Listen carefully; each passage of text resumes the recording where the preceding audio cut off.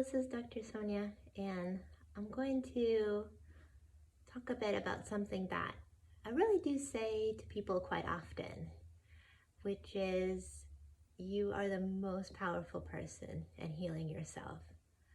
And I do believe that, and I think it's important, not that I believe that, but that you believe that. And it is true. We are incredibly powerful. Um, our bodies are just like so amazing to have this incredible ability to heal the self. And our mind, heart, emotion, body, complex, spirit, all of that together. It's not disconnected. It all comes as one piece. And all of the insight on how, why there might be illness, whatever kind of illness that may be that's presenting, or it doesn't have to be overt illness, it could be discomfort or something that's not quite aligned. Whatever that might be, the reality is that you have the ability to tap into understanding why it's there and into ultimately healing it. Now, because you have all the power and control over it, you also have the ability to block things that could help you with that healing. And so these things might be fear, it might be mindset or perspective, it might be the belief that it's not possible to fix it and you just sort of have to, live life with pain or whatever it may be. That's not to say that everything will necessarily wave as a magic wand, or that people aren't trying if they are sick or they're in pain. That's not really what that's saying. If anything is landing as kind of detracting or saying oh, I'm not good enough because I haven't been able to kind of heal this ailment, then please throw it away. The whole point is to tell you that you are powerful, and that that it's possible to tap into intuition and wisdom and to do a lot of healing. Now, what that endpoint will look like for each individual or for each element is everyone's kind of own personal process. But I do think it's helpful to remember that, or to just, be told that you're really powerful. Because sometimes we forget or we don't realize it. We may or may not have that reinforced in the environment.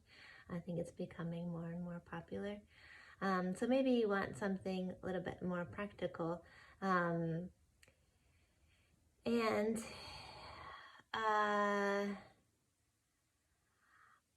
would say that this is a little bit in general, but this isn't necessarily just towards healing, but it's also, I think, a useful tool in a lot of different cases.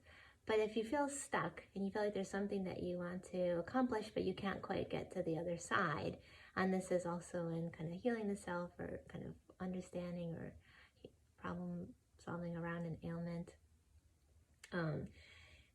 sometimes what you can do is just over and over and over again, just repeat in your head, I believe in myself, I believe in myself, I believe in myself. And I found that to be quite effective. Now, sometimes it's hard to just continue it in the long term. So I would say for myself, I've been able to do it in discrete moments and kind of get breakthroughs. And even that is pretty encouraging or beneficial. And so sometimes if you feel okay, I'm past the mindset of feeling like I can't do anything about it, and I do think I can, but I don't know what to do. Sometimes a nice next step if you're stuck is just to over and over and over in your head say, I believe in myself, I believe in myself, I believe in myself. And then that's enough to sometimes actually just push out the thoughts that might be saying otherwise. Because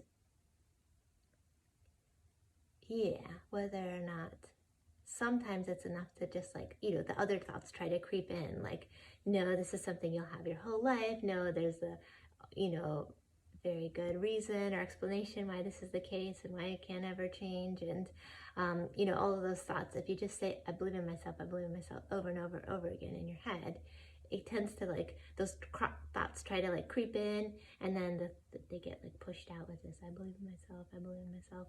And you can do it, you know, for a certain period of time. It may not be able to continue.